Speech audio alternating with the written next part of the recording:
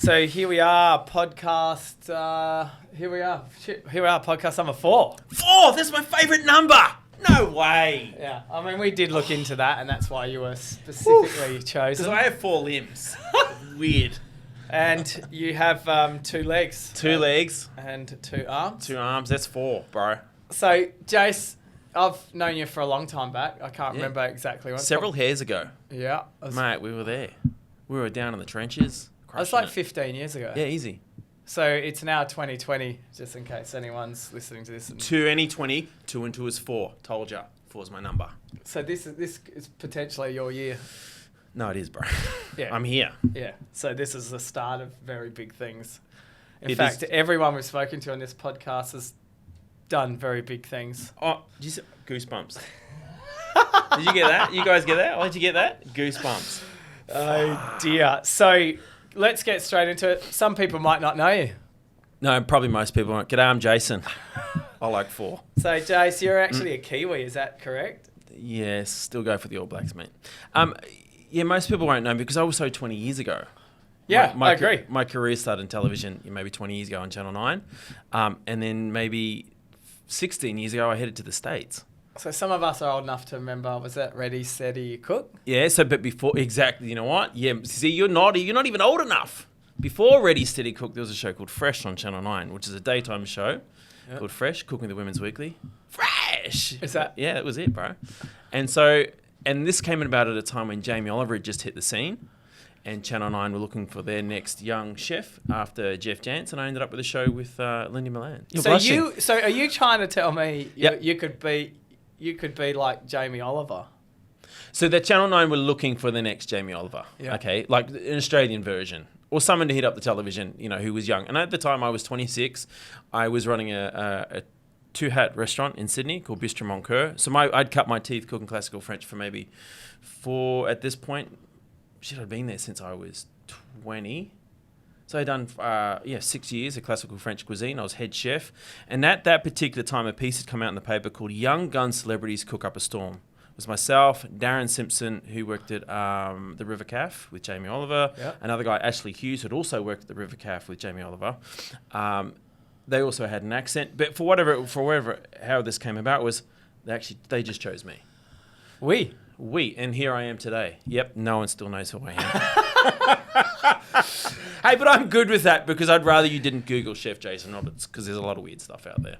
Oh, it actually didn't come up that weird. But going back to French cuisine. Yep. So you've obviously come over from New Zealand. Whenabouts did you come over to Australia? Interestingly enough, as a kid, I grew up about 4.5 hours northwest of Brisbane on a dairy farm. And so I actually grew up, most of my life has been in Australia. Born in New Zealand, at the age of 3 moved to Queensland. So where's that, Rocky? Oh. Inland a little bit further. Wow. Yes, okay. Actually a funny Long story. Reach? No, Maryborough. Okay. Maryborough. Yeah, we've looked at supermarkets in Maryborough. Pram City. Yeah. Kids up there, I mean, there was nothing going on up there, up in Maryborough. Like, kids having kids. It was ridiculous. Yeah. Okay. So I, till the age of 13, 14, had a very rural upbringing. Yep. I mean, we even had our own BMX track. So this life. So were you cooking? Oh, I was in bulls, testicles and stuff on an open fire. We'd catch our own freshwater fish. We would grow things at the back of the chook pan. Like, I loved cooking. I was always going to be a cook no matter what. True story. Okay. So that was that fire to want to cook? It was burning deep inside. And it was... What, balls? You're cooking balls? Whoa, I wasn't touching anything, bro. Relax. Come on, man. No, so bulls testicles. So each season, we would denac the young calves. They would get horned. They'd get branded. They'll get dipped. So bulls testicles was just part of growing up. It's funny because I tell it as a story, but it's a true story. They'd eat them on a hot shovel over open coals. They'd put the bulls testicles on there and just cut them, eat them with salt. So you cooked that caveman, like on the coal? On a shovel. Shovel. Yeah. Shovel. You'd love it, Oliver. You would love it. Look at you, like licking his lips and everything. He's going, I know what you're talking about. A little bit chilly. So good. No, actually, it was horrible. But it was sort of like your rite of passage. Like you're with the stockmen, the other farmers, and like you're the kid. Like, and maybe actually, do you know what? Now that I'm thinking about it, I think the older guys, the farmers, were like just having a good laugh. Watch you meet it. So I just went, so good. I thought I was a chef then. So did you notice you were the only one eating it? No. Buggers. I probably got done. No, mountain oysters. You've never heard of them? But I've eaten them since. Yeah, I'm trying Not my favourite. I don't know if I've had that many balls in my mouth. I can't. What? I don't, JP. I can't recall too many. Pretty sure I saw it. That time you come to Sydney. I won't tell anyone. Oh, yeah, about the Mardi Gras. Okay, yeah. Okay. Oh, now it's coming back to me. Why are you going all blushy and shiny? I know. It's hot in here, isn't it? So, what age was this? I did notice your thumbnail was painted blue. It's beautiful. Okay, end of story. Moving on. So what age was this? So I was probably 6 and 7. Like up until the age of 13, lived on a farm. And then from 13, moved back to New Zealand where we did all my high school. Yep. Just family moved around a lot. And then at 17, 18, decided to leave the family. And there was no work opportunities in Auckland at the time. Small town. And ended up in actually where my real father for the first time, he was living in Bondi. Yep. And ended up working in Sydney. And there I started my career at a place called Ravisi's. Went on to Armstrong's, which was a hatted restaurant. Yep. Run by Mark Armstrong, another Kiwi. And then from there in 93, 94, I ended up at Bistro Moncur. Bistro Moncur had been opened a year and was being touted as probably one of the best, very upcoming new pub restaurants. Sort of revolutionised pub food. Took the whole gastro pub to a new level. We're making our own sausages, terrines, pates, all that sort of stuff. But we're full every day. So you go as their chef, or I was an apprentice. Apprentice there. I ended up there. I started as just at the end of my second year. So an apprenticeship in cookery is 4 years. Actually, I think it's still 4 years. But very quickly, because I wanted to cook, I knew I was going to be a chef no matter what. So I was that person, didn't drink, didn't do drugs, didn't smoke, didn't do anything. I was so focused. When I wasn't at work, I was reading books. I was working at another restaurant for free. I just wanted to learn. I was a sponge for information, knowledge. And we had such great... and at that time, Damien Pignolet obviously was the executive chef. He's been my mentor for the longest time. But he had other great friends who'd come into the restaurant and I'd get to meet them and I'd want to learn about them. And so very quickly, because I guess my passion and my love for it, very quickly did become I qualified. Then I became the pastry chef. Then not long after that, I was the second chef. And then the head chef was poached by another restaurant. And then before you know it, I was the head chef. And I was 23. Oh, that's so young. Running a two-hat restaurant. It's funny because I'll talk to young kids now, 23, 24-year-olds. They still don't know what they bloody want to do. So being so young, yeah. And so it was French cuisine. Yep. So you how do you learn French cuisine yourself? So you study it, and TAFE prior to the 2000 Olympics was teaching a lot of classical French cuisine. Come 2000, they changed what they were teaching, I think, to try and push new young chefs through, because there was a shortage of young chefs prior to the Olympics. Yeah. So they changed it. They got rid of a lot of the French terminology, which probably didn't make sense to a lot of restaurants. Like, why we're teaching them French, we're here in Australia. But the best ground you could ever have is to learn classical cuisine, because you learn everything. You learn all the mother sauces. You learn how to cook, roast, braise, everything. I mean, I'm so thankful, and such a shame that it's changed, because I think they pushed out a whole lot of dummy chefs after that. People who didn't learn what they should have learned. So was there a rush before the 2000? There was a huge shortage. Sydney Olympics. Yeah, there was like at one point, I'm pretty sure there was we were short of 100,000 chefs. Like, it was ridiculous. Wow. Maybe not that many. Yeah. But there was a huge shortage. And why French? French, I think French, like you learn anything, you learn to dance. You learn classical ballet. You learn the fundamentals of dance and movement. With cooking, you learn the French cuisine is the mother, as far as I'm concerned, is mother of all cuisines. Now, I've probably upset a few people by saying that. Yep. But I think you can take French cuisine and you can adopt Chinese food. You can adopt Italian food. And by simplifying it, using ingredients from those countries. But French cuisine, for me, was the heart of cooking. So with your cuisine for being French, then did you do like a what is it, cordon bleu school or anything? Cordon bleu? So Yeah. no, I just went to Sydney TAFE. Yeah. And so there was a 2.5 years. You would go to TAFE. You'd spend like a 6-week block on doing butchery or baking or whatever. I actually went back maybe a year and a half later after I finished and went and did chocolate work and sugar work. Sugar work didn't make sense because of humidity in Sydney. Yeah. And I just got the shits with it. But chocolate work, there was something really beautiful about working with chocolate and tempering chocolate and working with it, but also what it meant to make something for someone with chocolate too. I love that whole transaction with food. And maybe you get it here at Drake's as well, is when you have something in your store and you see people get from it. Yeah, totally. It's such a beautiful giving part of what you do. Yeah, I haven't looked at it like that, but it's exactly. Beautiful. It is exactly. You're crying. Yeah, I know. Yeah, I can think about good times. There's an with food. emotion. It's an emotion attached to it. And there's no doubt that we do talk about every good thing in life technically happens around food and alcohol, usually. Yeah. And we provide both of those, and specifically food. And you do see those times where if it's at a barbecue or done a slow cooked meal or, it's just that good interaction. What you guys provide, and I've known this obviously because of our relationship for quite some time too, is that you guys have tapped into that looking after your community. Right. So you have, depending on where your stores are, you will have specific ingredients to those communities of people, whether Italian or Greek and things like that. And that's what I always thought was really special. And you support local producers. I thought that was really cool. And with that, I always find there is a nostalgic, an attachment. So I'm having dinner last night with my friends, the Pateo family, and there is dishes on that which are nostalgic to them, but it's something that I get because it's personal. And it makes me think about dinner with my own family.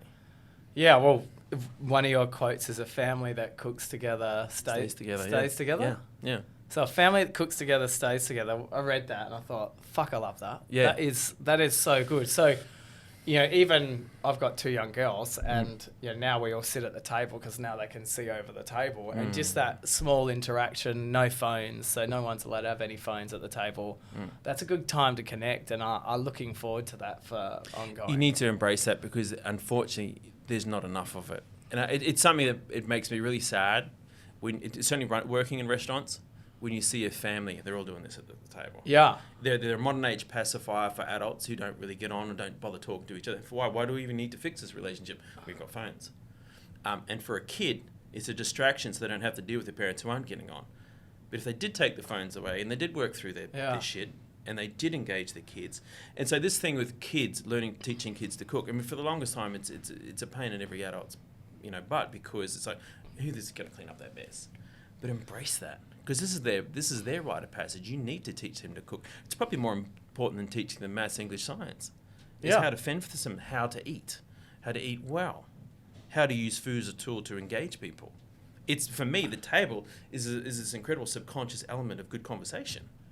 Yeah. When you're passing things at the table, breaking, sharing. It's in the Bible, bro.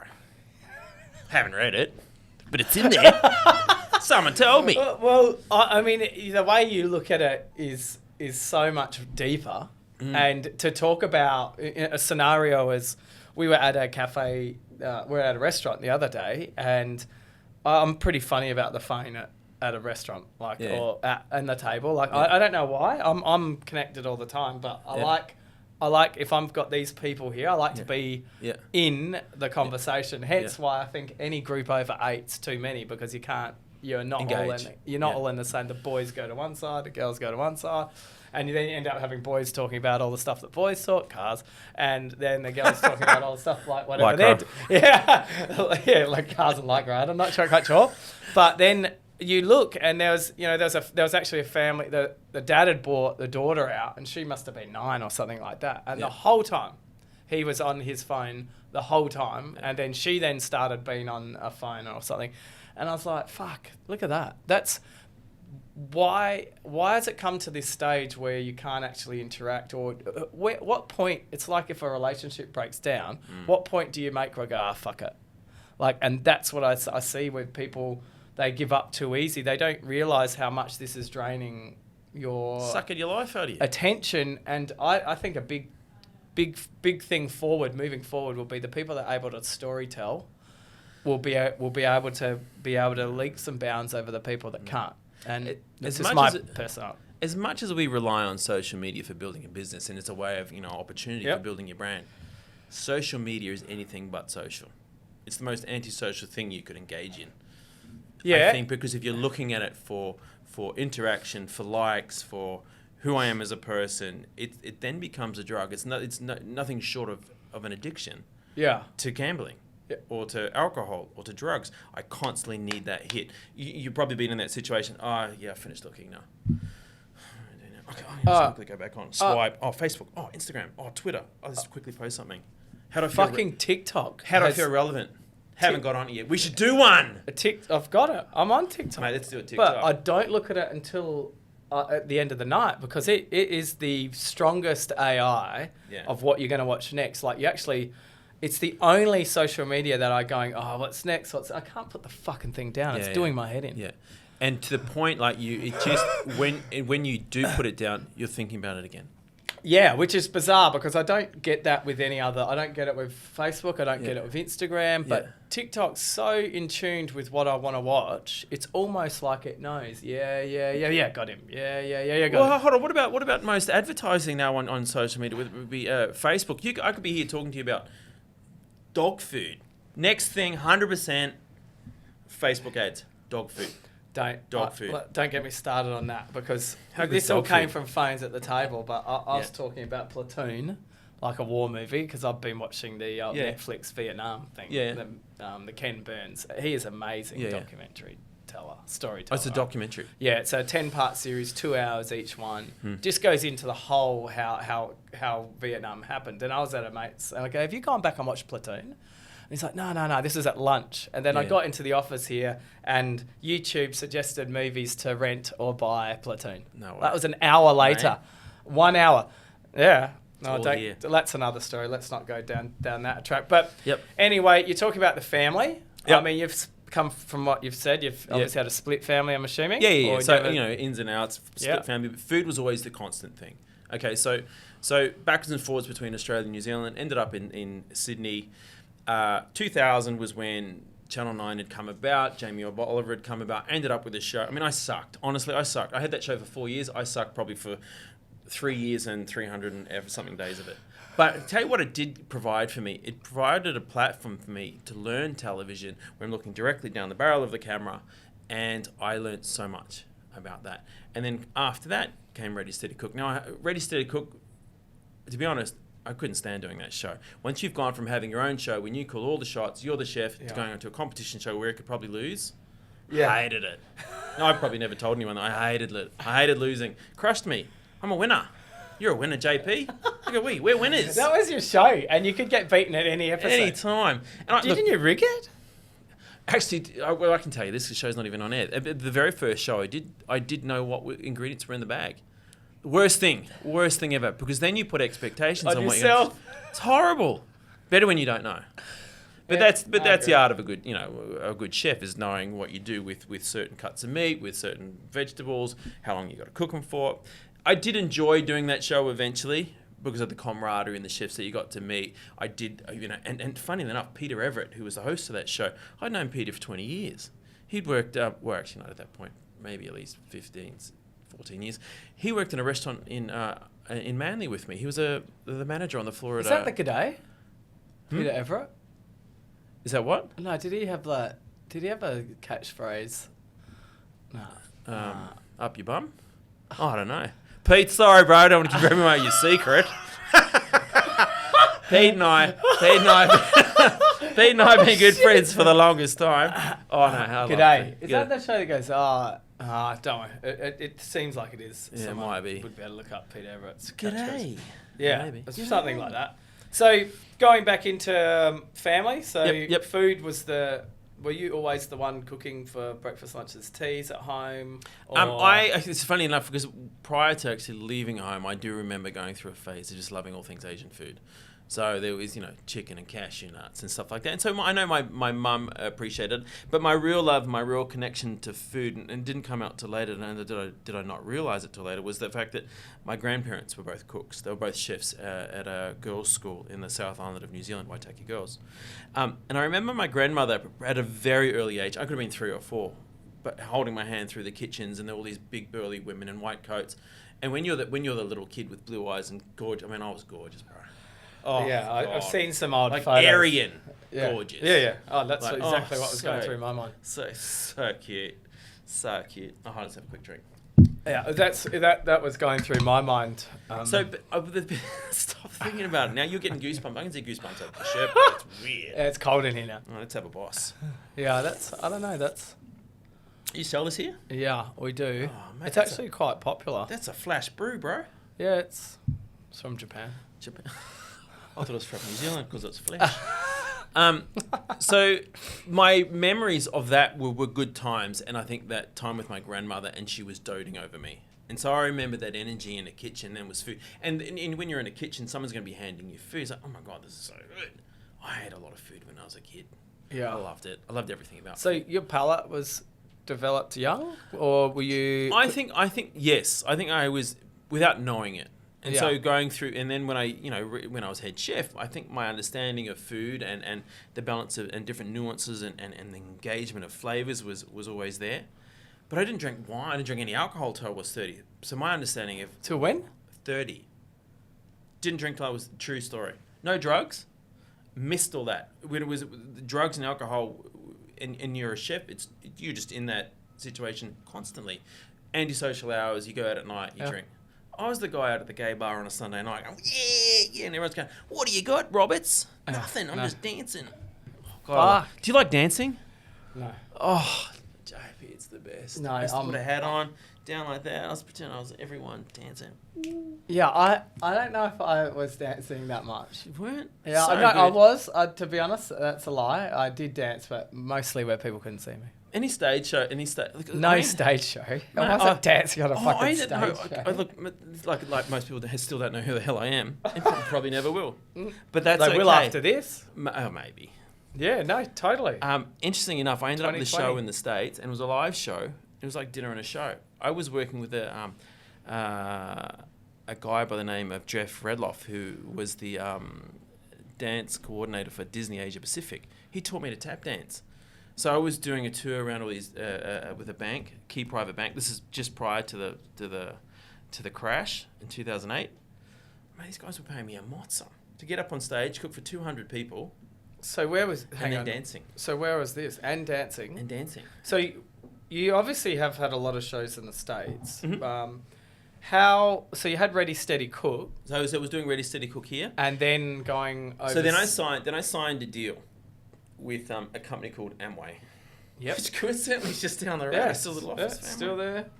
And so I was the global ambassador. So I was traveling the world for these guys with all their cookware. So I would do live shows. The biggest show I ever did was for 160,000 people in China. And so that was around over the space of 8 hours. What? Hang on, in one spot. Yep, in one spot there's like 500. Like I'm talking pyrotechnics, dancers, drummers, like whole stomp the yard sort of. Oh mate, sorry, clap. Sorry. Yeah. Don't stop rolling. But hang on. You've cooked in front of 165,000 people. Yep. Cook Chinese food in front of Chinese people. I had no idea. Oh, Mr. Roberts. Was that racist? No. Oh, good. You're allowed to put an accent on. That's They nothing. probably. But I was cooking in Korea, Japan. Shit. I mean, the places I've cooked, I can't even tell you. I'm so blessed. So, okay, Amway. So that was this gig to start to get your name overseas. So they launched a brand called iCook. I was associated to that. I created all their promo videos and stuff like that. Then I turned up in all these different countries. So I ended up in Singapore. Mate, there was a building the size of like a real big building. I don't know. Yeah, how big a big building one. is. Big one. Had a drop poster with me in a fry pan. iCook. You have no idea. We've got to find that. Mate, that was before. Do you know what? You probably got no photos of that. Before social media, bro. I look at most of my life going, before social media. I've hung out with some pretty cool people. Oh, Before social media. I'm assuming you have. and some of the shows that you've worked on that we've found. Yeah. ABC Good Morning America. So that was the first show, and I'm on there with Diane Sawyer and the other guy. And mate, after that, everything just opened up. Oh, we saw you on Good Morning America, and chance you want to come and do our show. And So- do live shows. Wayne Brady show. Wayne Brady, incredible. That guy was from Whose Line Is It Anyway? Oh, One of the hilarious show. one of the funniest, quick-witted. That guy's. So I become a regular on his show. And I would have, well, for a period of time, I did maybe 6 or 7 times. So what year is this? So this would be going 2007, 2008. Okay. At the same time, I was doing Sharon Osbourne's show as a regular. Yep. And yeah, But I can tell you going back then, I was also like, we were all 16 years young. I'd get my shirt off, do a few push-ups. Man, I was all into it. I loved that. Bro, I mean, I do a few push-ups out here. It just doesn't look the same anymore. I should have done squats for you, bro. I just love that there is this engagement with food. It doesn't matter what show you're doing. You can tie food to anything. I mean, we created a show. Actually, Lexus in the States has a sister company called L Studios, and L Studios created a show called Film to Table. They spent like $1 million on creating 6 half-hour spots for an indie. Think of it like an indie Netflix. yeah. And we filmed 6 or 7 shows called Film to Table. Sorry, that's annoying. 6 or 7 shows, and it was based on Film to Table. And so we did everything from Live, Love, Pray, Eat, Love, Pray, the movie. Like food-related movies. We covered Quentin Tarantino's Pulp Fiction and the way he films and the way he uses food. And he sort of, they'll eat food really slowly, and they'll sweeten the sound of eating. Like the way some of these actors. We did. What else did we do? Chef. And we talked about how food transcends through a movie and what it means to a movie. So we had film directors, we had actors, we had a couple of other chef mates who come on to the show. But they spent a mozza building this incredible content. But what goes to show is that car companies have worked out, you know what, people who drive cars eat food, bro. Crazy. Let's get a chef involved. Yeah. I love it. I like cars. So that sort of tie-in is exactly what we talk about. Yeah. Like we don't quite have that budget yet. Bro, what are we doing here? Oh, I'm out. So other shows, you're on? E! Entertainment. Yep. Yeah, so there was a number of shows I did because that was just a network, and within that we did. I can't remember. All of them are live cooking? Yeah. Oh no, some of them are pre-taped. I must admit, I do prefer live cooking. You shoot, you're done. It's 5-10 minute Done. spot, you're done. But any of these other shows, you spend a whole day. Yeah. I mean, we shot Film to Table. Yep. You film a whole day to get like half an hour, and they'll want it from every angle. Depending on their budget, sometimes they'll have 5 or 6 cameras. Other budgets, it's 1 camera. Yeah. And they got to shoot So from we every got angle. 2, yeah. You got to, mate. Look at this. I should put my phone on. There'd be 3. You can record some if you want. I'm all for it. So, being live. Yep. Live's a real true measure of someone's talent. Yep. Did anything ever go wrong? Nah. In it? Like, all that noise. Oh, what am I going to do? I love when shit goes wrong. I don't know if you've worked it out, Jay, because I know you like doing stuff live. I get it. Yeah. There is an element of when you can remove yourself. Okay, so food, like I said, food at the table is a subconscious element of good conversation. For me, food has become a subconscious element of fun. I've done shows where I've had a glass bowl. I go, hi guys, and knocked it straight off and it smashed live. Everyone laughs. That's all I care about. Laughs. We want that guy back. He knows how to produce himself. Yeah. So the shows I've done, so there was a show that I did, Rachel Ray's show in New York. And actually this is funny, because this will come up on Google, nude cooking. Stop What? Googling You've it, done bro. it. Well, no, I stripped down to my boxes. Jared, put your phone away, bro. You've seen nude anyway. What are you talking about? The whole idea was with this, they got myself on with another guy, Spike Mendelson, and he's another great chef, and we had a competition, and they'd give us a certain amount of ingredients to cook with. To get more ingredients, we had to take off pieces of clothing. Yeah. So we both ended up in our boxes. I can't even remember what I cooked, but I had fun doing it. The loser had to walk through If you Google I'm Rachel, watching it, mate. Don't worry. You're watching it. Yeah. It's you're taking now the naked recap. You taking your top off nice and slow as well. Oh, why'd you touch? Dude, your nipple just got hard. Yep. No, seriously. That's exciting here. Whoa, dude, that's weird. Yeah. I can only see Oh, one. you got chicken. Oh, it's all protein. So this is before the plant-based movement.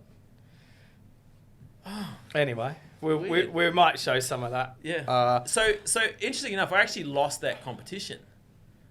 But the best part was, I had to walk through Times Square in my boxers, and I walked through Times Square like a champion in my big leather boots and pink boxers. They said that guy, he's scared of nothing. He's got it. Mate, I come back and did the show. It's the last cookbook I did, Good Food Fast. They launched it on Rachel Ray's show, so they gave everyone in the audience a copy of my cookbook. They've been so good to me. So it's knowing how to deal in situations, and that's why I love live so much, is because I don't take myself so seriously. I'm not that, okay, you're on camera now, oh shit, no, freeze up. But that's what I'm saying. My 4 years at Channel 9, I got 4 years under the radar of learning how to deal with a camera. And I realised when you look down the barrel of the camera, you're looking at your youngest niece, you're looking at your eldest aunt, and you're dealing with those people. You're not looking at the square of a camera. Yeah. Or what it is. There are actually real people there. And they want substance. And for me, substance is humour. Yeah. I love and enjoy that transition. Well, it's pretty obvious even this morning. Whatever. Well, interestingly enough, you actually... Where's the coconut water, by the way? I asked for it. It was on my rider. Yeah, it's on its way. It'll be here in the break. One of the things that you got an award for the best host and best health and lifestyle program. Oh, what? Mate, look at those. Cramp. Cramp, bro. Cramp. Coconut water, damn it. Bloody hell. The coconut water will help. I will help cramped that. up, bro. Yeah, it will On down totally- my bum cheek. Oh. That's what happens when you ride bikes in Adelaide. Oh, I'm cramping. Oh, shit. Oh, Get feel in it. some fucking coconut Mate, water, can you for feel it God's sake. quickly? Just feel it. Oh, it's good. You've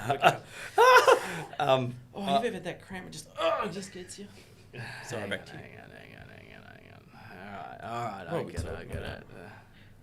Hey, I do like coconut water. There are a few things I really like. Coconut water is one of them. I do like coconut water. Do you stock coconut water here at Drake's? Clearly not. Just tapping away. Take your time. JB, take your time. We could change that P at the back of you to an R if you want. Yeah. No, you can't change anything. Right. So moving right along. So that's you don't get that just for being normal. What was it? What did I get again? Best. It was the best. So host. that show. Best host. Okay, so that was through the PAX network. Interestingly enough, so that was a brand content show. Amway actually put all the money into that show. All right, so that was basically, think of like you guys decided to do a TV show and you had your products in there. So they were seen as subconscious elements. So to me, that was the first real show that I saw where I was having to say the name of something. It was just seen. Yep. And so that show aired on the PAX network, and I won. It was like best lifestyle presenter and lifestyle show. So that sort of advertising is what everyone's trying to do now. Yeah. Yeah. So not Seriously. trying to talk about exactly what it is and trying to just have the product there. I know exactly what you mean. It's pretty good. Have you tried it? You want to try it? Oh, here, you're on. Normally we talk about the more local products, but occasionally... Oh, what's local? No, none of those. Are these local? Can you talk about these ones? I've never tried that. Is it any good? I don't know. Do you sell it? I believe it's in the works for someone trying to sell it to us. Oh, really? Well, look at the name of it. Full magic, Full bro. Magic. Oh, fuck. Whoa. We gone. Oh, cheers.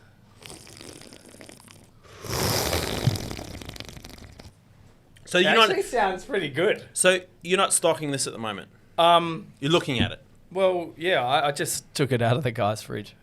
Oh, really? What's the sweetener in it? Is it stevia? It's got to have something. It says It's not full sugar. It's got no sugar. It's got 1 gram of sugar. It'll be something bad. Wait a minute. It's vegan friendly. Well, that might be its It's problem. gluten free. Yeah, it doesn't have a number. stevia. Yeah. So stevia, It's natural. is it? Stevia's natural. It's a plant. And it is? Yeah. So what's the difference between NutraSweet, Yeah. which I don't know if it's still used anymore. Yeah. I'm pretty sure it is. Yeah. And stevia. They're spelt differently. Yeah, okay. That's about all I know, bro. And one starts with S and one starts with N. Mate, I'm that kid at school when the teacher said, "Okay, paradox. Put it in a sentence." Today I learned how to spell paradox. I'm that guy. Can someone look up what fulvic energy boost is? What? No, Volvic. Well, I think you're putting it on the wrong. No, hole, bro. I'm serious. It says fulvic. Where? At the back. No, it's Core. on the front. It says fulvic No, acid. Yeah, on the front. Look, in the middle. Fulvic. Oh, okay. So fulvic acid helping your mind and body energize and revitalize. Well, we'll see what happens. Yeah. Okay. I tell you, I'm feeling. You're starting to feel pretty good. Yeah, I was just hanging with you, bro. Yeah, I thought that would have that effect. I tell you what, it's a lot of. It's interesting. We we're talking about this a little bit earlier with olive oil, for example. It's incredible. Once upon a time, it was Coca-Cola, it was water, it was washed or dirty potatoes. There was one standard bottle of olive oil. Now, I mean, you could probably get this every day. Competition. How do you stand out? What makes you different?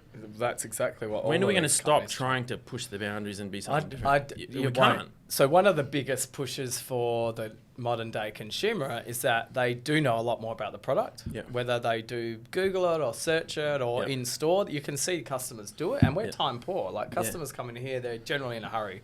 Yeah, they've got a shopping list. Boom, boom, boom, boom, boom. But you do notice it's on the phone. So I don't think it will end because the new product development that is currently happening in 2020 and is continuing, you know, snack foods have got 73 new lines coming out, and some of those are totally new categories. And that is all coming because the consumer is wanting more. And that is the only way they're going to get that increased sales moving forward. I find I'm pretty much that guy who'll shop around the outside of your supermarket. I don't generally go into the inside because I like all the fresh ingredients. Because I don't buy a lot of packaged stuff unless it's like, you know, rice or pearl barley or something like that. But I find I will make a lot of purchases based on knowing their background stories or what they support. So a good example is let's just say the McGrath Foundation, for example, and there's a water product that they're involved in. And so if I see a pink cap versus a blue cap, I know they're involved, I support them, I'm going to buy that. It's the same price. Yep. So, and I find there are a lot of, because I like knowing what their philanthropic and their background is.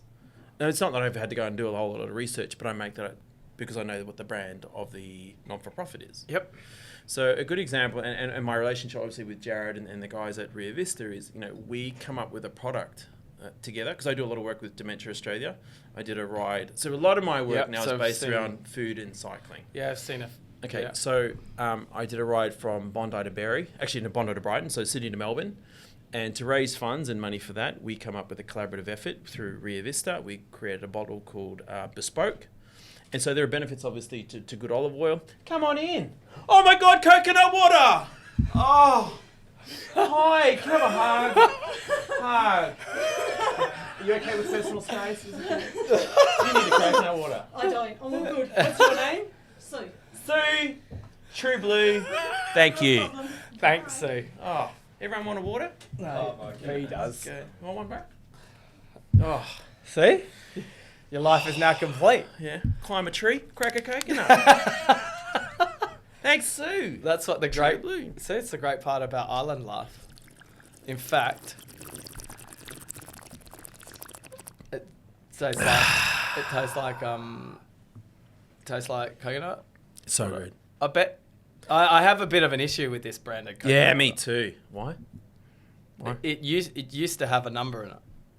Oh, they removed the number. I don't know. I just looks like it's got some new packaging, but you can't beat a fresh coconut. No, you can't. We're saying the number is 100% coconut water. So they've changed it. So good on Zico. So Zico was, and it was one of the only coconut waters that we had in the case that was. I feel like their product's better now. Yeah, well, of course it is, because now it's 100% coconut water, where before it wasn't. Why were they putting preservatives or something? Yeah, that's why they've changed this by putting that in there, because it was the only one with a number in it. It had a preservative. It had 202 in it.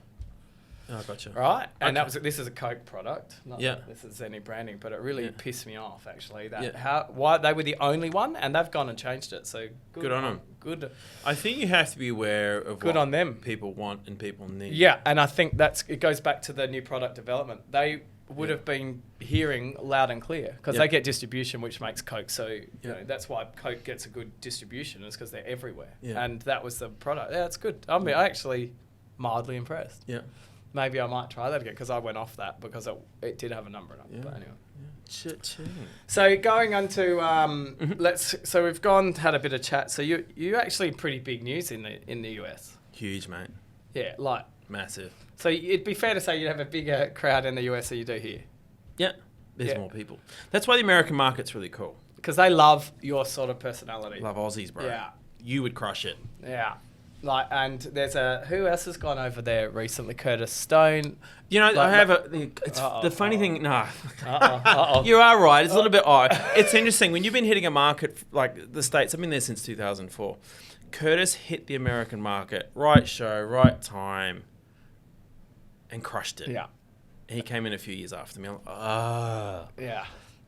It's all about time. I mean, it's timing. I mean, everything in life is about timing. So, I mean, I've had several situations where I've been signed to a show, you've shot the pilot, or you're with an agency, there's a merger. Same with book deals. Like, there's a merger, and then everything that you thought was going to happen changed. Like the last book I did.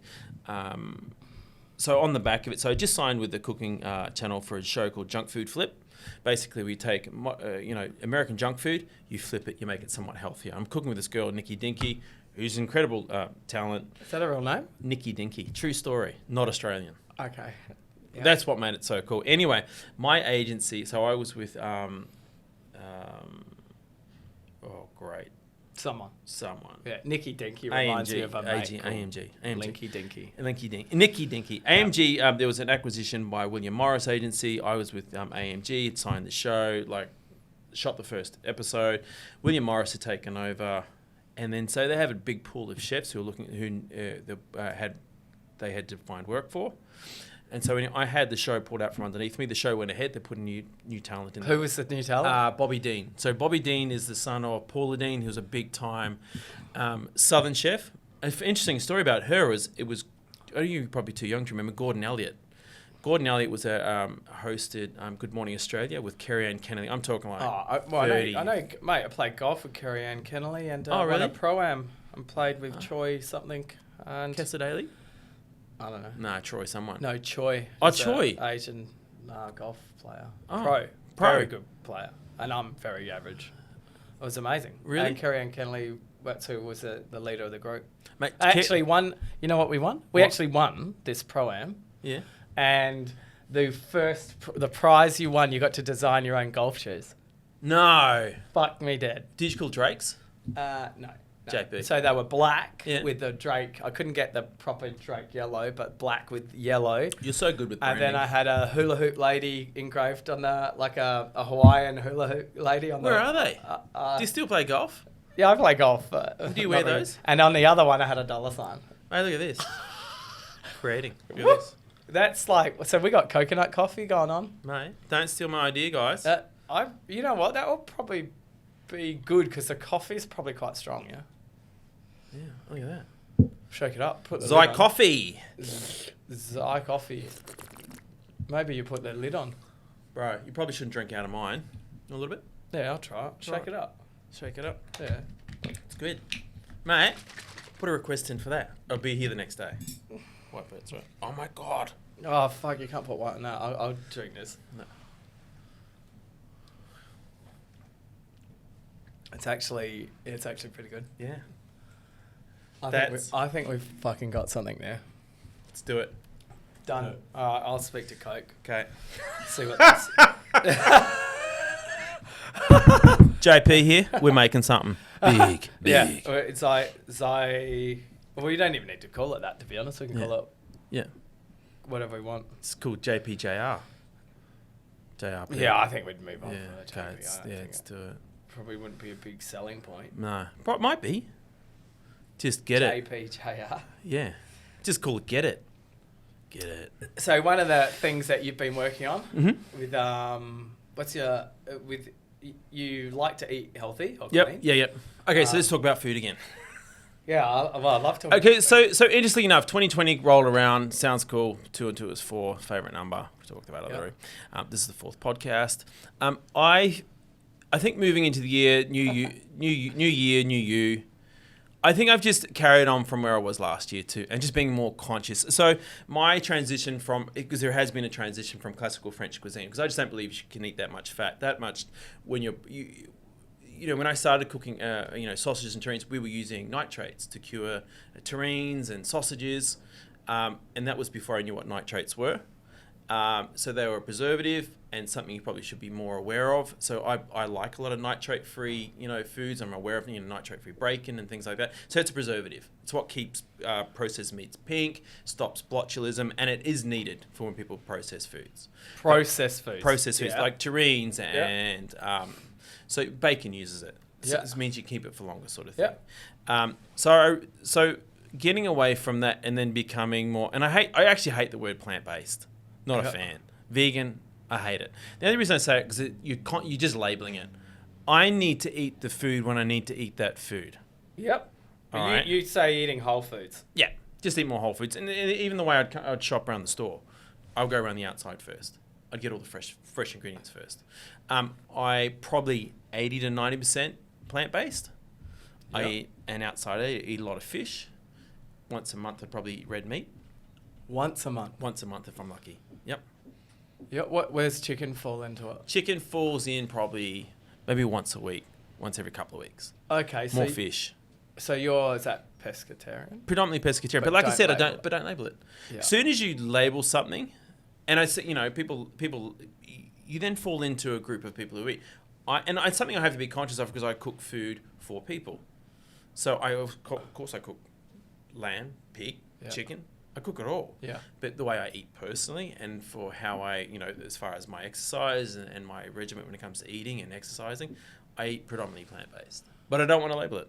So talk about regimen. Yep. What's a week in? I know you're right. You're obviously you're down in Adelaide for the tour down under. Yep. The Santos tour down under 2020. No, it's I actually flew down. Just another thing we can tag. Mate, I have nothing going on. I flew down just for this podcast. True. You have So no idea. you're obviously here. You're catching up with some friends that you have some Yep. relationships with, and obviously there's a lot of cycling. You do a hell of a lot of cycling. Yep. That's probably Yep. what caught my attention with how much you're doing. Yep. And some of the things that you're doing is your Bondi to Berry, which is So Bondi to Berry, ride to remember. Ride to Remember, that's a ride for Dementia Australia. Yep. The Tour to Cure, I've been doing, that's a ride for cancer. I was the Leukemia Foundation ambassador, oh my God, last year. I do a ride for mental health, and actually being down here and doing this event tomorrow night with Black Sheep and Rio Vista, we have these guys created a platform called the Man Ride, and it wasn't just about men riding, but it was being aware of mental health in young men. And so we did a ride from Wales, Holyhead in Wales down to London. It was 1,000 k's over 5 days. So when I go out riding, I actually like a long ride, and for me it's about managing your personal mental health. For me, there's this thing about being on a bike, and when you're a kid, it's your first point of independence when you learn to ride a bike. Mum or dad's teaching, or you've picked it up yourself, sort of thing. But there is this incredible amount of freedom you get from getting on a bike. Not just, hey, look, no training wheels, but it's that where your parents let you go. I mean, you could fall off. It's the first time you could hurt yourself too. Yeah. So for many, I think as a kid and you go to school and you ride bikes and then work gets in the way and then marriage and then families, there is this period of time when you don't ride bikes if you're not aware of it. But to get back on, there's an interesting thing is because my relationship with my dad flourished through bikes. So I met him when I was 18 and then, he lived in Bondi. I went off to do my own thing. We didn't have the greatest connection. But then maybe at the age of, say, 30, I'm 46 now, 30, maybe 35, 36, he actually probably even earlier than that. So probably 15 years ago, he was diagnosed with type 2 diabetes. And he was a smoker. He didn't eat well, ate lollies, drank, like just worst lifestyle. Probably was about 115 kilos. He's a couple of inches shorter than me, just very heavy. Diagnosed, and he's like, I'm not going to have diabetes. I'm not going to have diabetes type 2. The interesting thing is, and I thought about this only recently, my grandmother had diabetes. I think she was insulin dependent. She actually ended up with, she got gangrene in her toe. She had to have her leg amputated, and then she died of cancer literally, not long after that. So I think that he got it, and he was like, I'm not going to let this take control of me. My dad's, it's funny like that. So he started running, ran his knees out. Like he was running 15 Ks every day, ran his knees out. And this is at the age of maybe 50, 53, 54. Ran his knees out, got into cycling. Cut a long story short, got me on a bike. I couldn't stand it. After the first 3 Ks, I'm like, how far are we riding this bloody thing? Managed to stick with it, and then I was hooked after a couple of weeks. But the interesting thing was, and this is when I really learned about riding bikes, it was for a couple of weeks, I was sitting on his tail, barely sitting on his tail, because he was fast, he was strong, my dad's strong on the bike. And riding me around this loop, it's like a 30K loop round through Sydney, down into Botany Bay and back. But the first time, 2 weeks later, the first time I actually found like I had some strength and I had some legs, I just took off. And he catches up to me, he goes, you need to get off your bike. What do I do wrong? He goes, I've dragged your ass around here for the last 2 weeks, and the first time you get a little bit of wind, you just take off. I didn't realise he was doing 25% more than I was anyway. Yeah. Because I'm sitting in his draft. So that's when I really started to understand that there is the dynamics of what cycling is and how you work together. So jump forward now to how I believe in cycling. There is this community of people, whether it be through Dementia Australia or the Tour de Cure or the Men's Health through Black Sheep. Is there an opportunity to tell stories and share your stories with someone without having to look them directly in the eye? It's like talking to your kids while they're sitting in the passenger seat. You can offload and share so much information without having to look at them directly, but you also have 100% of their time. There's no phones. There's no technology in front of them. It's you. Your focus is the road, but your ability to impart knowledge and take it on board is pretty incredible. I mean, I've had probably the most incredible stories told to me, and I've been able to offload and share with people on a bike. So there's a lot of talking going on. So much talking. Really? But it's good, yes. So yes. People haven't got headphones in? Yeah, some people do. I mean, I do a lot of solo riding, and you probably shouldn't. I mean, riding's pretty dangerous anyway. Certainly in Sydney, it's dangerous. But there are some rides I go, and the music's good because I sort of push myself. I mean, as far as cycling, I'm a big guy. I'm 90 kilos. And so to get up a hill, it takes a little bit more for me, but I'm strong but I'd be more of a sprinter. So not long distance. No, but you got a big upper body for a cyclist. Why did you wink then? Did you keep that? He winked. Yeah. There is I don't know what it is, but there is also this connection between chefs and ego, and being on a bike as well. So one of the rides I do is called Chef Cycle, something that I sort of had founded maybe 7-8 years ago. And to date, we raised over 9 million for hungry kids in the States, creating school breakfast programs, creating summer school programs. The statistic currently in the States is 1 in 5 kids one in 5 kids turns up to school without having breakfast, whether it be for whatever reason. I believe the number's pretty high. It's same here. Yeah, but particularly in South Australia. Did you just make that up? No, because I was involved in a group called Opal. Obesity Prevention Lifestyle, and I did a tour down here. And they were creating these inserts and these placards for schools, and it could be water, the original cool drink, and things like that, getting kids to eat breakfast. But there were a high number of kids who were turning up to school without breakfast and having a good understanding of, or their parents having an understanding of good nutrition. So that flow through from parents not teaching and giving kids time in the kitchen, because they're not only they're not preparing their own foods or not being aware of it, they're just not getting it. Just with the average income, and you could be a lot of single parents. Not enough money to go around anyway, so the quality of food's not that great. Do I pay the electricity bill, or do I pay the water bill? Yeah. So people are juggling. How do I pay? So it's funny that, well, it's not funny, but I went from working with Opal here up into the States, and had a need and a want to help feed people who couldn't be fed. So, I've done everything from, advocating on Capitol Hill for New York and New Jersey. And this is part of No Kid Hungry. Chef Cycle is now almost like a sister non-for-profit where we raise money for No Kid Hungry. And for every dollar that we raise, we can connect a kid to 10 meals because it's subsidized. In America? In the States, Yeah. Yeah, that's a great thing because the number was, I didn't know if it was the same, but I've read about that. Kids are rocking up without eating breakfast. So imagine, and it's different as an adult because we talk about intermittent fasting and stuff like that. Well, but as a kid, I was going to say, is it different for kids though, where as an adult you can make a decision, or someone that actually makes that conscious decision that I'm going to do some intermittent fasting, like might miss breakfast or whatever. But I think as a child with the so much development, I'm assuming, I'm no health expert, but I'm assuming that is better for their health to make sure they have something substantial. So food and breakfast, break the fast, that first meal of the day, concentration, energy levels. Hang on, break the fast. Is that what breakfast means? Of course. Wait a minute. Wait, you didn't know that?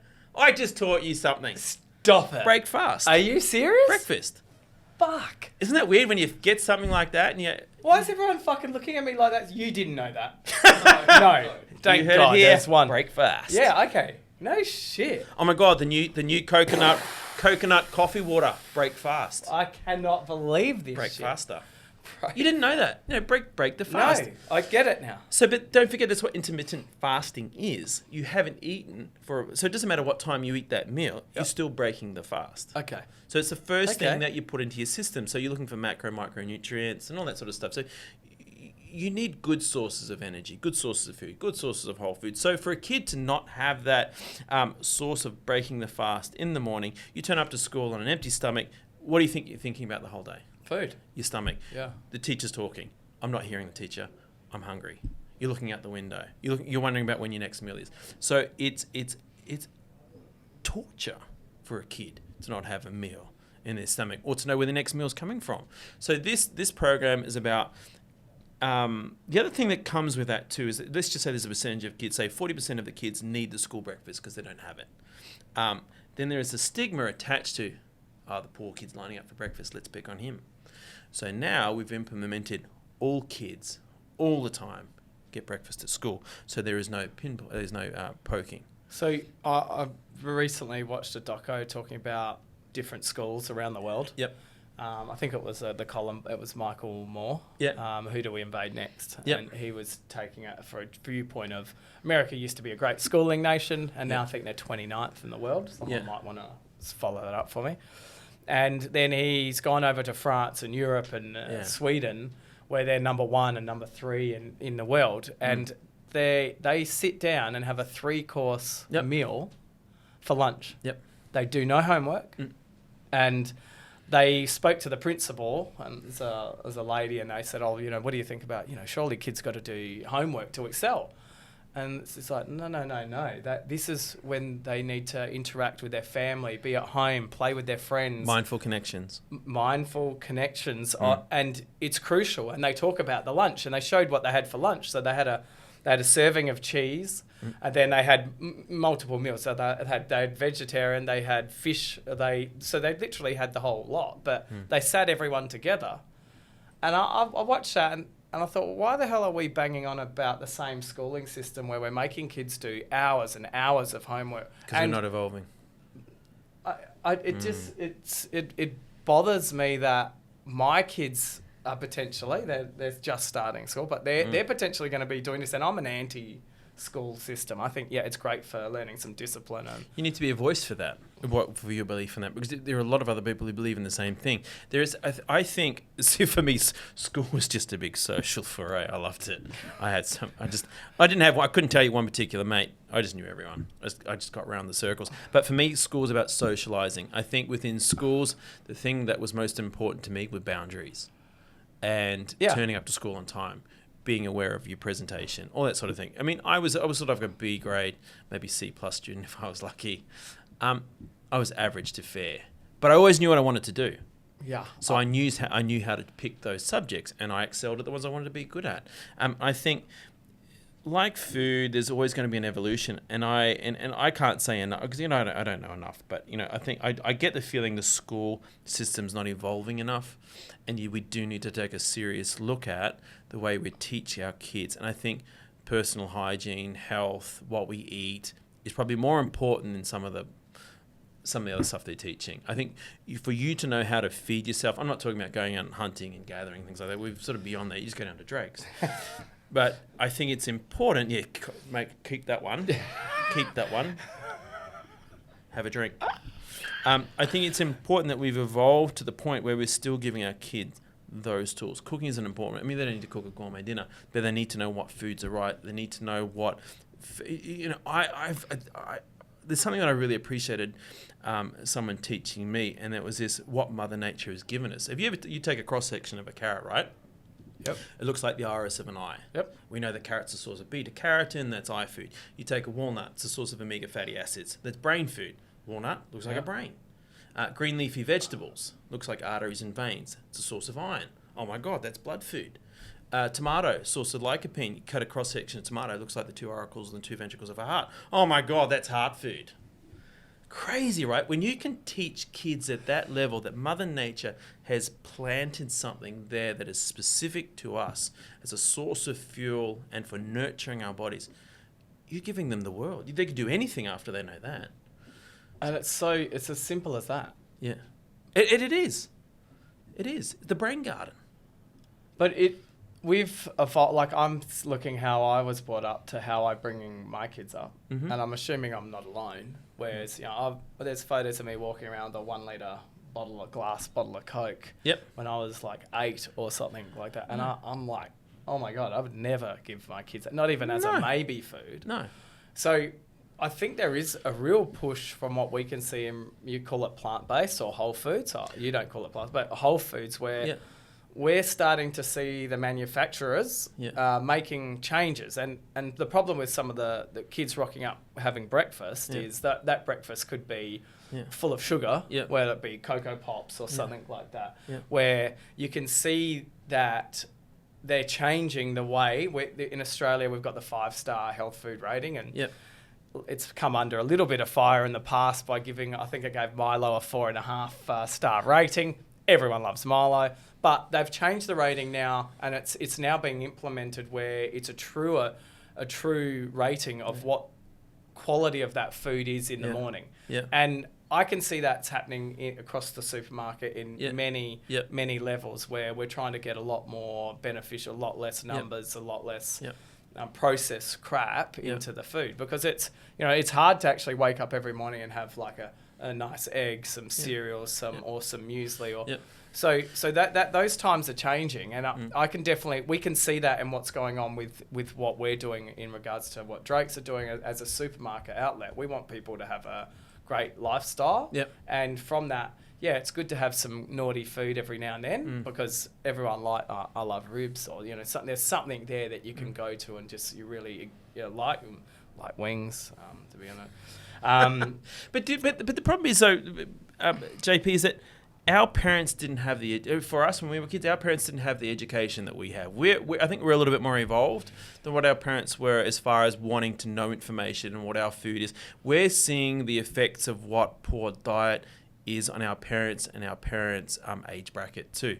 Heart disease, cancer, diabetes, osteoporosis, dementia, all that sort of stuff, whether we believe it's food related or not. I believe it is. Yeah. And poor choices. So we're trying to make better choices for our own kids. And depending on your age bracket and where you're at, we're starting to see the benefits of changing diet and what some of those foods do for us. I have to look at some of these big brands, whether it's, Coca-Cola or Sanitarium or whoever it is. There's one big pie, all right? And there's 27 million people in Australia. Everyone's trying to have a crack. How do we infiltrate a market?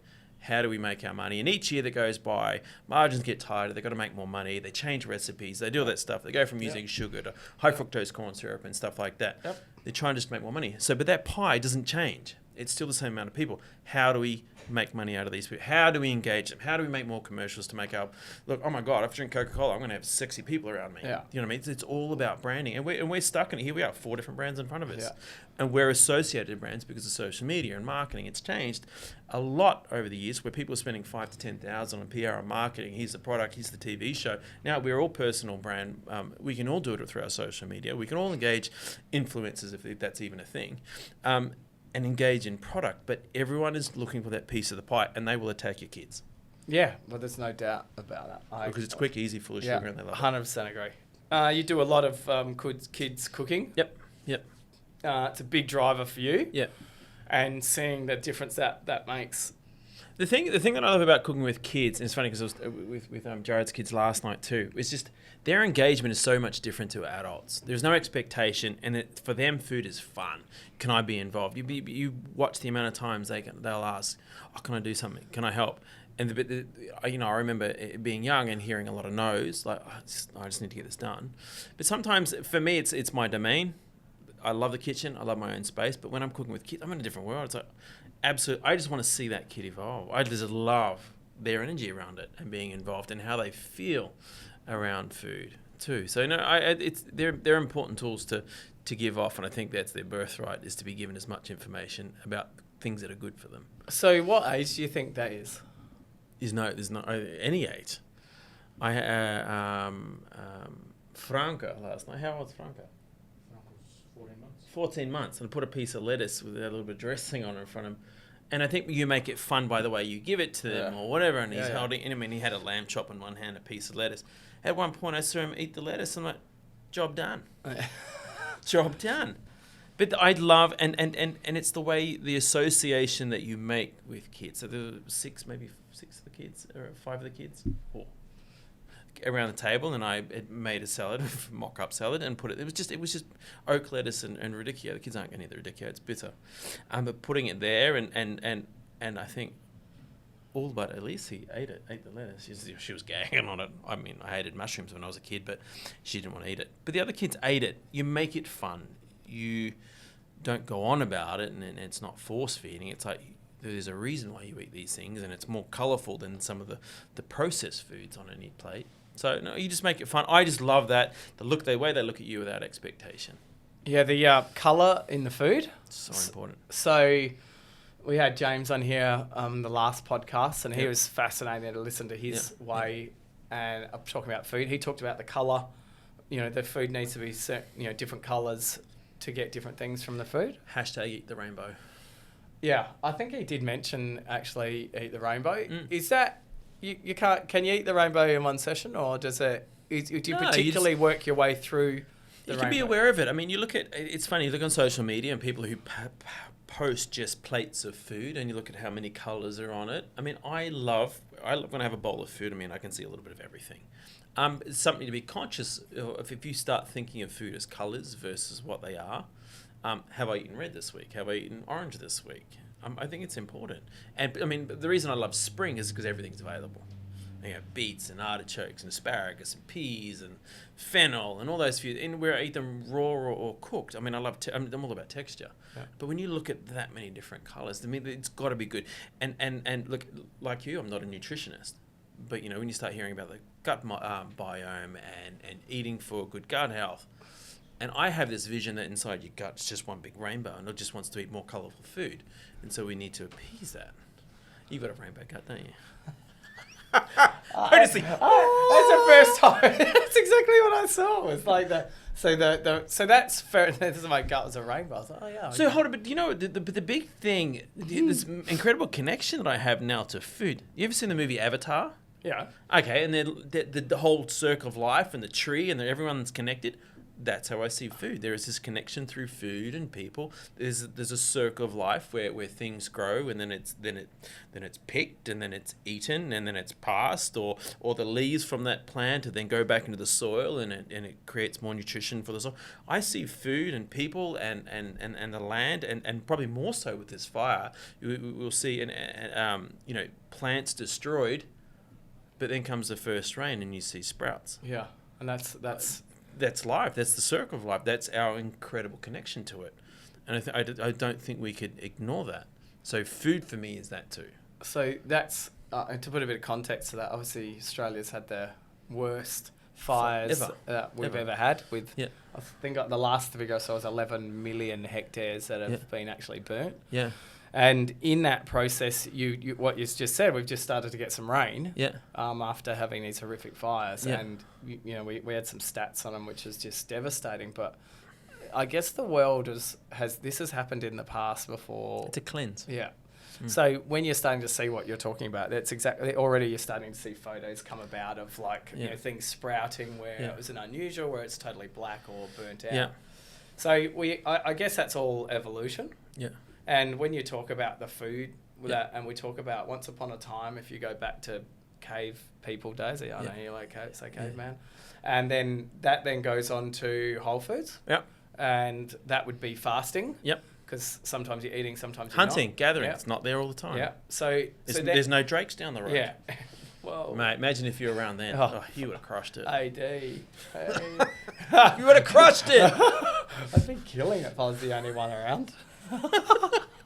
So then you go into an era of marketing and performance, and Coca-Cola had cocaine in it, and hence why it was highly addictive, and it made you feel really good, and so they had to slowly take that out. But then they get into the marketing side, and then you start to get fast food and fresh fast food pace, and you get to where we are now, which is 2020, which has seen a massive evolution of we've tried all that. Oh, hang on, look at all the generation there. Not all, but a heap of them are now obese. They got diabetes. They've got things that are wrong with their health, which you wouldn't have known at the time, but you do now. And you go to more Asian cultured countries, and I don't even think they talk about diabetes there. In some countries, because you find that countries, Asian included, adopt an American lifestyle. We see the movies, we see the sodas, the sugary sodas, we see the fast food, we see convenience, we see immediate drive-throughs and things like that. So even interesting enough, like some of the biggest shows that I've done throughout the Asian communities, but particularly China and Japan. So the reason I was able to cook and be accepted cooking Chinese food in China, even though I had no background in Chinese food, is there is a demographic or an age bracket that hasn't been handed down the tools of cooking. And so going out to a fast food joint made sense. So for them to see food cooked, it was like, oh, I'm learning something. They should have already known this. This should have been timely traditions that have been handed down, but they haven't been handed down. So a lot of American traditions are handed out around the world because it's still seen the leader of the free world. Yeah. So it really just fucking blows. Blows. So if you're talking about Whole Foods, and it seems quite simple. I think Whole Foods are very simple to purchase in fresh food department. A lot more challenging when it comes to purchasing products off the shelf, whether it's beans or even olive oils, for instance, where there is a lot of product added to it, preservatives specifically. When you said nitrates early on, if you add preservatives to everything, then I guess that could be the cause for the cancer and everything that we have going on. Whereas once upon a time, you go back 100 years, they wouldn't have even talked about. See, I think it's less than that actually. But even that, with whether we're talking about nitrates or preservatives in general, I think our body's a pretty wonderful thing. It has all these organs. They filter and they pass, but we bombard it with the same shit day in, day out. We're creatures of habit. We eat the same stuff. Very rarely, but I think we're now in a phase where we are becoming more conscious, and the information is out there, and so to cut back on some of these foods, some of the producers who are making things like this for example, and they're taking out the numbers, because they see that there is a community of people who are more likely to look at the back of a package now, versus Whole Foods. I just think we've become a little bit more conscious. But there's still a wide demographic, and I see this a lot in the Midwest. We see people in wheelchairs and gas, oxygen, morbidly obese. But that education is seen and is accepted in the bigger cities. But as you go out in the rural communities, where there's still, the average income's still pretty low, it's the lower income that they stick with packets of white bread and they deal with basic food. They don't see the benefit yet, or they don't have the education on a wide variety of colours. Yeah. Or they don't have access. There's food deserts. They don't have access to good food. And it's so true. And from what we're seeing that trend going back to that. Yep. So it'll be interesting to see how that comes full circle. Huh? Yeah, full circle, because we can technically see, if we're looking into our numbers, we can see that there is a decline in red meat protein. Yep. Some of that's got to do with price. Yep. But you can see that, and we've noticed our fruit and veg is picking up. Yep. So a very simple Drake's overall, Yep. we're noticing that right now. Yep. We're hearing it a lot. Yep. Unfortunately, some of the minority groups, or fortunately, Yeah. they let you know Straight away. and that comes back to a bit of a keyboard warrior scenario that we have. So I think moving forward. Yep. So if you could give me your top 5, Even wrote it down. top 5. Yep. If you could give me your top 5 go-to foods, Yep. what would they be? Ginger. Oh, I love ginger. Top of the board for me. Ginger for everything. Love it. Ginger juice, so strong. I just feel like it's going to knock out anything. Just there's something about drinking straight juice that burns your throat and it's like, that's got to be good. Love it. Love it on everything. I'm that person when I buy ginger, I don't just buy a couple of knobs. I buy like a kilo of it. If I'm doing a steamed fish dish, there's at least 300-400 grams of ginger, and there's more ginger than you can imagine. I love ginger. Do you like ginger? Love ginger. Ginger in the coconut water, bro. Well, that I'm surprised they're not doing The ginger. So ginger, did you get that? Yeah, got that. Beetroot. Beetroot just feels right. It's dirty. Love it. My mum grows it in the garden, so it's got to be good. Love it. Cyclists do a lot of it, like endurance athletes, because apparently it replaces nitrogen with oxygen. Don't quote me on that, but there are benefits to beetroot. And do you ever remember the first time you had a lot of beetroot and you went, oh shit, there's something wrong with me? I pooed red. You can even piss it too. Yeah. It's crazy. But with beetroot, so the thing I love about beetroot, it's not just the bulbs that you eat. Eat the stems, eat the leaves. Braise the stems and the leaves. Good olive oil. Salt. A little bit of water. So good. It's like shard. It's like spinach. Like silver beet. Same deal. Beetroot. All right, that's 2. Beetroot.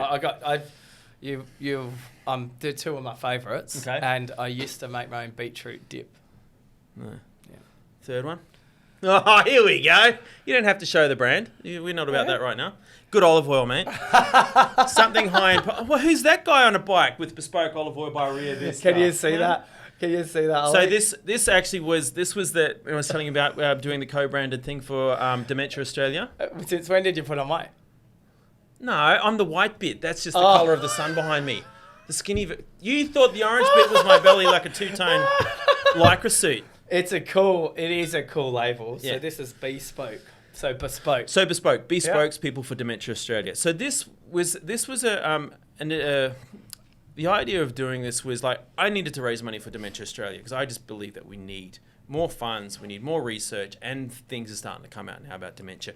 Largest killer of women in this country, and I think the second largest killer of over total of Australians. They're seeing a lot of early onset dementia. It is one of the most horrific diseases you'll see people go through. Yeah, my neighbour across the road, his wife, she's now in a home, and she just sit and look. I'd have the same conversation with her, and he came out and goes, she doesn't remember you at all, and I'm like, I'm talking to her every day. Imagine being that person's child. Oh, mate, don't know who you are. And the every husband, day. So he's down there every day with her. It's tragic, and I get dementia sometimes on a Saturday night. You know, I used to think that there are certain things I would forget. It's crazy. It is. And I had an ex-girlfriend who said, I hope I get dementia for all the shit that I've been through. And I used to think that was funny. But honestly, when you lose your ability to go to the toilet to anything. Yeah. Okay, so I'll give you an example. A friend of mine posted something. He saw this guy up in Sydney, in Bonner Junction, basically taking a piss in a pot plant in a Westfield. And he thought, oh my God, look at this grog. He's probably drunk, taking a picture. My first thought was, that poor guy, lost, confused, don't know where he is, has dementia. It turns into something totally different. When you understand what dementia does to people, heart-wrenching. Yeah. So through a good friendship and a need to want to do something, we created this bespoke blend for Bondi to Berry. We raised some good money and we strengthened our relationship. But there is a bit, so actually going back to things that you should have, good olive oil. So I use a lot of oil when I cook, and I probably use 10 times more than any other person. So if I'm cooking a risotto. So can you cook an olive oil? Yep. Like, can you, there's two sorts. Someone said that you can't, if you cook olive, like if you had it for deep frying. Yeah. People are saying you sit there and you can't use olive oil. You have to take the lid off. You can't use. Is that true? Like you should use another oil because Yes. olive oil is good for dressing salads. Olive oil is high in antioxidants and polyphenols, right? Which are now being seen as deterrents against type 2 diabetes. They see there is a link to reducing the effects or early onset dementia. Good luck, mate. Oh, what are we doing? There's some in the office. No, we'll get back to olive oil. Yeah. We didn't need our bloody wheat bix. Wow, you've gone red, and it wasn't just your hair, young fella. Yeah. So there are benefits to good olive oil. So yes, if you're cooking and you're deep frying, you don't use your extra virgin olive oil. Using more like so if you're deep frying, I would be using like a pomace or a vegetable oil. Hemp? Well, I mean hemp oil is pretty expensive. Oh. I'm using hemp oil at the moment, but just for what? Cooking. Yeah, but the whole idea is... I did some eggplant last night. Okay, but don't forget, if there's any oil that has... Yay, bingo. Any oil that has any flavour in it, chances are you'll affect flavour. And if it's high... Like, what is the name of the oil that you're producing at the moment that's high in the polyphenols that your dad was talking about? Barnea. This thing is so grassy, so strong. I guarantee you're going to see a little bit more of it on the market because people see the benefits and the health benefits. And JP, I know you're exactly the same. You will forgo the flavour and taste of something if you know it's good for you. It's going to make you stronger. It's going to give you better clarity, more energy. That's where we're at, and that's how I feel about food. And that's why olive oil is probably in my top 5 because there are benefits to it. I'm not going to fry in this. I will cook in it, yes. But I'm not going to bring the oil over, say, 80 to 90 degrees. I'm not going to go, I will drizzle it over whole fish, whole chickens if I'm going to roast it. If I'm going to pull it out of the oven, I'm going to stick another half cup of olive oil on it because then what happens is the juice comes out of the chicken or the fish. It mixes with the olive oil. That gives me my flavour. Yep. That's my sauce. This has got the body and it's a flavour character. The thing about olive oil now too is that there are different flavour profiles depending on the oil. Now, so these guys, and the other reason for being down here is they lost half of their manzanilla crop on Mount Torrens, so they were affected by the fires too. So the whole idea is to come and give a little bit of social media push, make sure that you're supporting locals who've been affected by the fires, because that's how we can really help people. Are we drinking this? Yeah, drink it. It's nice and yellow. It actually looks like my urine after some Barocca. Wait a minute. Nah, different flavour, bro. Did I just say that? But when you start... Well, it's very strong. Actually, I don't reckon I've...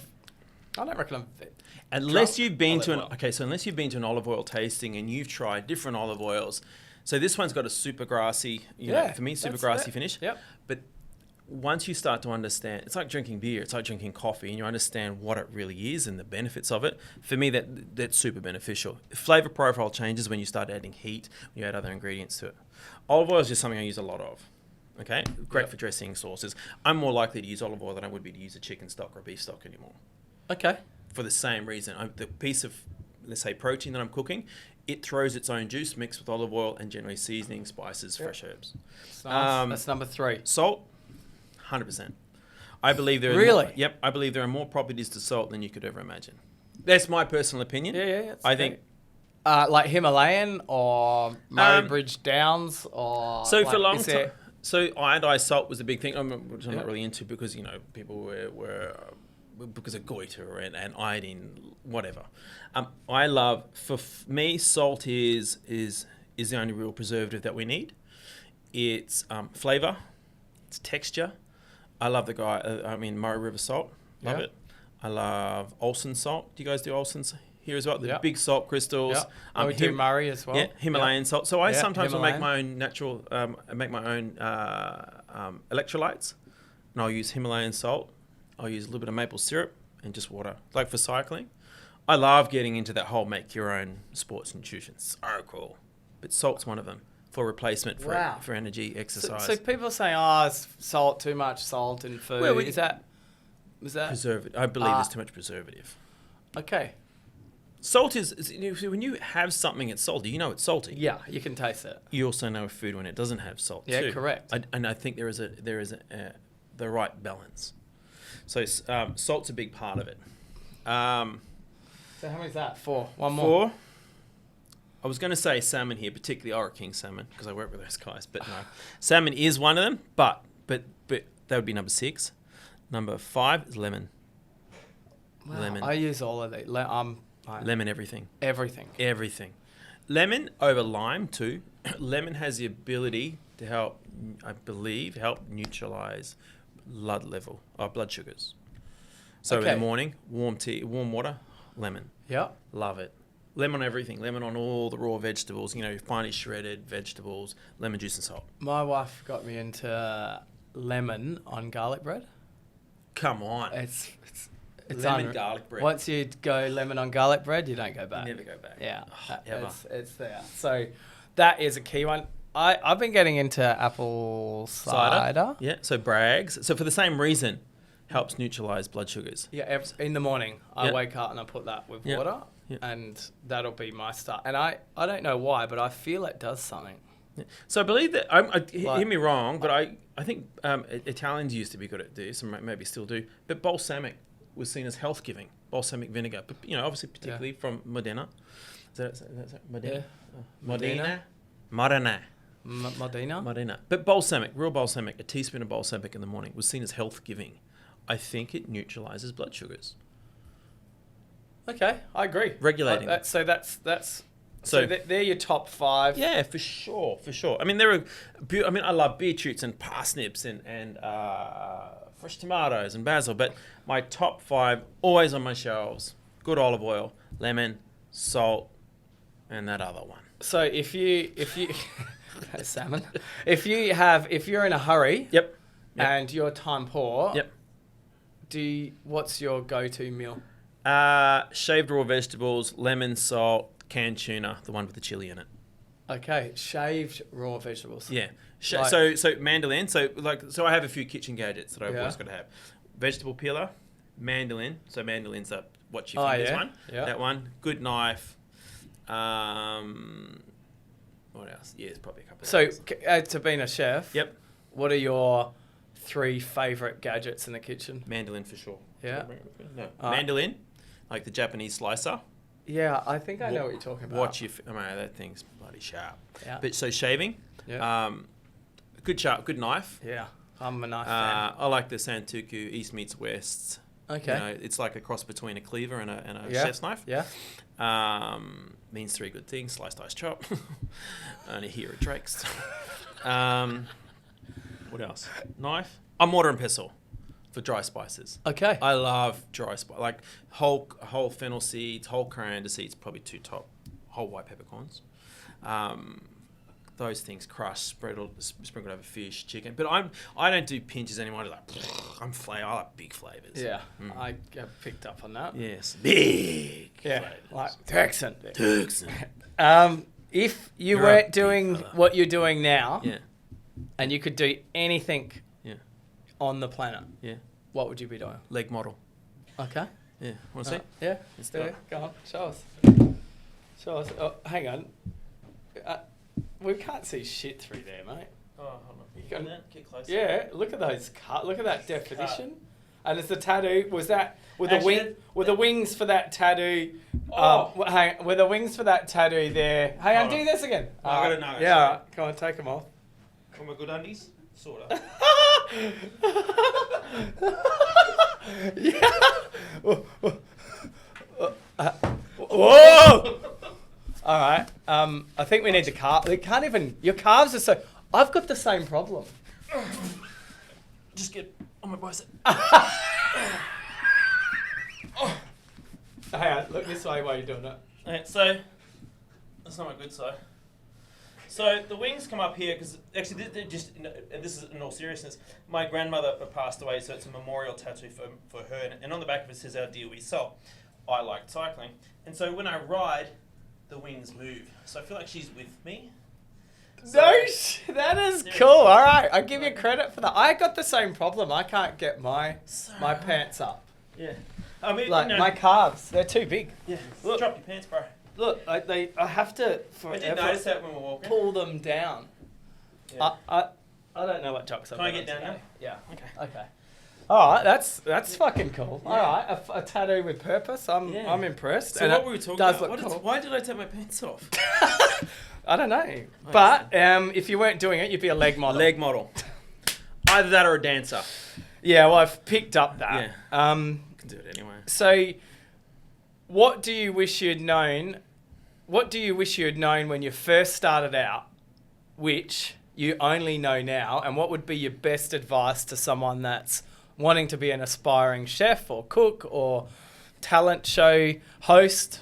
What would be your advice to a Jason Roberts at the age of 15 or 18? What would be what's your advice? Yep.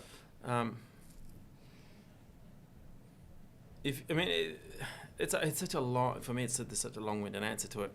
But if you genuinely love something, go after it no matter what. Don't let people sway you on your thought. I was fortunate because I knew at the age of 4 that I wanted to cook. Everyone around me who knew that I wanted to cook thought it was a great idea. I mean, I went through a phase, from when you leave school, it's like I couldn't get a job as a cook. Yeah. But stick to your guns. Be good to your mum. And love what you do. Oh, everything. I think actually here's the piece of advice that I wish I had known. Spend more time with your grandparents. Yeah, I regret that's something I actually spend more regret. time with your grandparents. Later in life I lost all my grandparents have passed away now. And I had an incredible relationship with my grandmothers on both sides. They both cooked. I'm just starting to learn now, really, in the last probably 4 months, about my grandfather on my father's side who went to war. Also took incredible images of the war. Like there's these images that should be in a Really? museum. Like I cannot tell you, like the little images. He must have been a photographer. Yeah. These little images like this, but there's images of like soldiers and tanks and things I'd never seen before. My dad didn't have a great relationship with his father.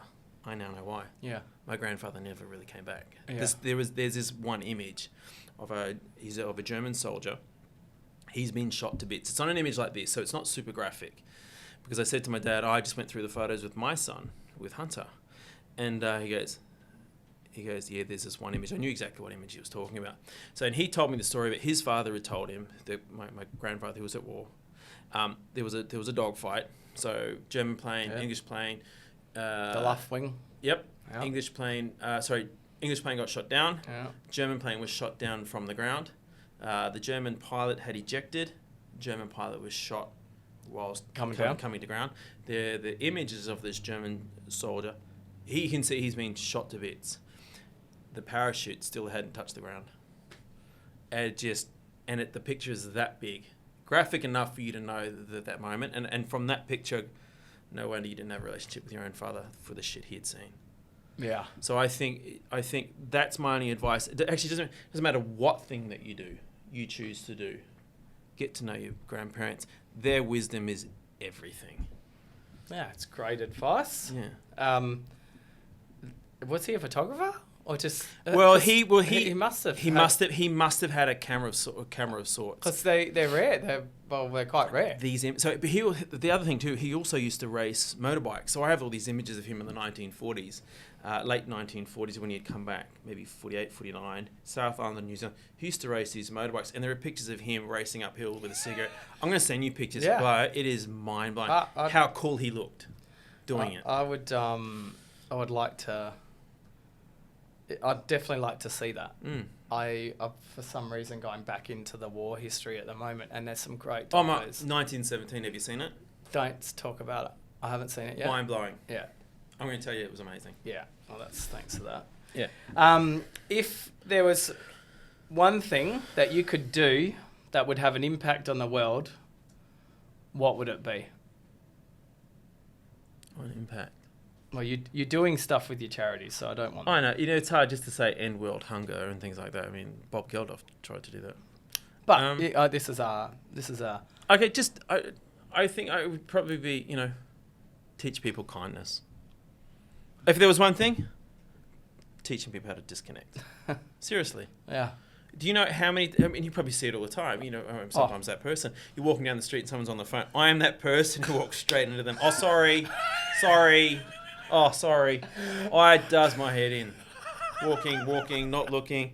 I've seen women walking on the phone, about to cross the road, pram in front of them. Yep. Sorry, bang. Oh, it is a problem, isn't it? People have, and who was it who predicted technology is going to make people stupid? And it is. Kids don't understand their surroundings. I'm a complete stranger and you're walking around kids down and they don't even look at you. Not even aware. You could be holding it's just so weird. Yeah. There is no connection to what's going around. Personal space is gone. Like, people are either in it or they're well out of it. They've lost the art of engagement. Yeah, I guess I'm quite conscious of it because I think you can notice it, especially we employ a lot of young people as well. Yeah. And we've got a rule where you can't have mobiles in the business while you're on the shop floor, and I don't know how. I don't think we police that well because every one of them. Not unless you're doing social #Drake. Yeah, or TikTok that's making us look favourable. So for me, it's a big thing. I want my girls to be connected, and they need to know this because that's not going away. It'll be more advanced. It's social suicide if they don't. Yeah. So I believe you have to be and connected. I see people that, no, they're not allowed to do anything. Well, hang on. If you're not going to let them look at it, like our 5-year-old navigates quite perfectly, understands that if Dad's asleep and I put that in front of his face, I buy myself some time before he figures out that I've got his phone. Very clever and good on her. Yeah. So we're going to have to wrap it up. We've probably been gone a couple of hours, I think. Yeah. Nearly 2. Yeah. Nearly 2. What's the world record?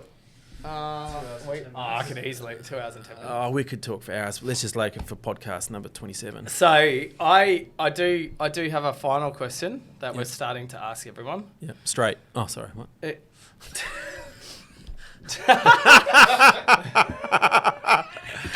I feel like I'm filling it out. Well, no, you can. Okay, if you died and came back as a board game, what board game would you come back as? Oh wow, wow, you're well thought out. Drakes and Ladders. You can think of do you want to know what I would come back as? Yeah, Scrabble, because you don't quite know what you're going to do, and every time it's going to be different. Yeah, I think you just took mine. You mind read me then. That was weird. Okay. And James actually, he said he would come back as a board game called Articulate. And it's like a Pictionary, but you have to articulate the word that you get given, so it's similar. I'm just going to say Monopoly. Okay. Yeah, just because there's so many places and so many things, and you can go to jail and you can get out of it, and you can take a chance. It's probably the only board game I've ever really owned. Well, that's an easy answer. It's Monopoly. Well, it's one of the games that teaches you can risk and get rewarded. Yeah. And you can also risk and not get rewarded. Yeah. What he said, I'm on Monopoly. I'm good for that. So look, it's been fascinating talking to you. Yeah. You did say I want to cook something. Yeah. And I was like, it didn't even cross my mind. I was like, oh my God, we're actually speaking here. How are we going to do this? So we definitely need to organise something where we're cooking. Yeah. I'm happy to cook because I've been told I'm the best wings cook on the planet. There's a wings place across the road if you're keen. Are they any good? No, not like mine. No. Like, I take it pretty seriously, and I think I'm the one I'm the one that's come up with that saying. All right. JP's the best wings cook on the planet. I've got a special... Do you have a technique? Yeah, I do. Yeah. You smoke them? No, I don't smoke. Twice cooked? Yes. Double? Yeah, that's it. That gets the crunchy. Yeah. And I use a bit of vinegar, apple cider vinegar. Shake and Drake, baby. Boom. Wings. They are. Yeah. So, in saying all this, Yeah. Should have a bit of a cook-off. yeah, okay. We should just wing it.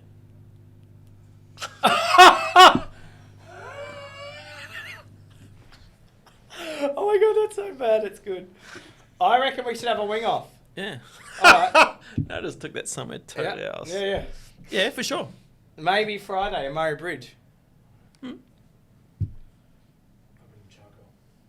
Oh, don't give away our bloody secrets.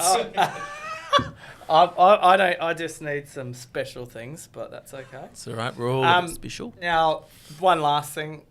You know, you said that 3 times now. Yeah, this is the last. Yeah. The spoons there. Yeah.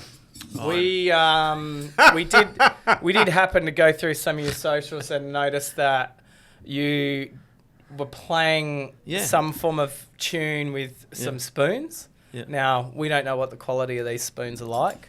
These are. There were 3 of them. Yeah. But you only need 2. I need 2, bro. Yeah. So what exactly can you do with this? The spoons? Yeah. I'm a big fan of spooning, bro. Alright. So do you need to move something to... No, I just got to Do put you my need leg up because I need a leg. Oh. Is this another way of showing off these legs? No, because they're covered in black pants. Just cover my crotch. Oh, King Cole was a merry old soul, and a merry old soul was he. Called for the light in the middle of the night to go to the WC. Round came the dunny door, the candle took a flick. Old King Cole found down the hole and came up smothered in United. Well, there you have it, old King Cole. Old King Cole with the spoon. So there you have it. I do like to thank you for coming here and giving us your time. Pleasure. Thank you for bringing him. It's been fantastic. I love talking about food and you hearing your passion, inspiration from food. It actually makes you feel so much better about what we're doing as a business and what, we obviously sell things that's not good for everyone, but that's what the customer wants. But we really do want to move forward. No, you're based on family, communication, the table. Totally. And that's it why all we get sits home with what we do. Yeah. And in saying that, it'd be great to do something with you in the future. Yeah. I don't quite know what that would be, but because that's easier than doing it in the past. Unless you have a DeLorean. Well, we've done. Yeah, I got a friend with a DeLorean. We could totally go back. Yeah, well, we have our younger versions. We should do a younger version of ourselves cooking together. We could totally do that. Let's get the DeLorean. I got an idea for a show. Let's do it. Done. I've actually recently done this. You went back in time? Yeah. How'd it go? Got any pictures? Do you want to see it? Yeah. Okay. All right. Well, do you want to see this? For reals. I've got it. All right. So that's it. I will show him. After I've been told this. to wrap it up. So thanks very much for coming, James. Podcast number 4. Jason. What did I say, James? James. And take 2. You know what? Just stop that bit. Can we end it without that part? Good one, Roger. I get that all the time. So there you have it. Podcast number 4. Jason. Yeah. Thank you very much. We're going to put the details for the rides and your charity stuff in the comments somewhere if we can do that. Yep. And we will put a bespoke or is it Rio Vista? We'll put that in there as well. Yep. We should have a look at. Mate, I've got some people downstairs putting stuff on your shelves now. We could. I thought I would distract I did notice those. 2 hours of distraction, mate. We got placards. We got people doing tastings down there. We are rolling. All right. Okay. Thank you.